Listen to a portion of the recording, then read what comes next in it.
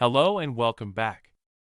Enums, short for enumerations, are a value type in C# used to represent a set of named constants, each with an underlying numeric value.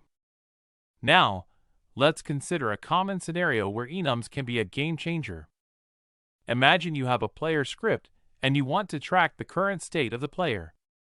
Using booleans might be the first instinct for many beginners, but that approach becomes cumbersome as your game grows in complexity. With enums, we can create a more elegant solution. Let's see how.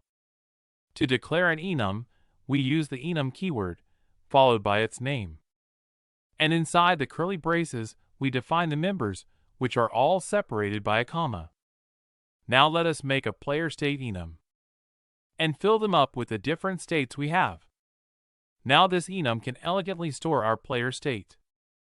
Then you can create an instance of this enum in your state controller, and then simply change the state when needed. Back in Unity, you will also be able to see a nice drop-down that will show your current state. But how do these enums handle numeric values? By default, enums follow a sequence. The first item has the value 0, the second has 1, and so on. We can test this by first casting the enum to an integer and then printing it out to the console. As expected, the values align with their order.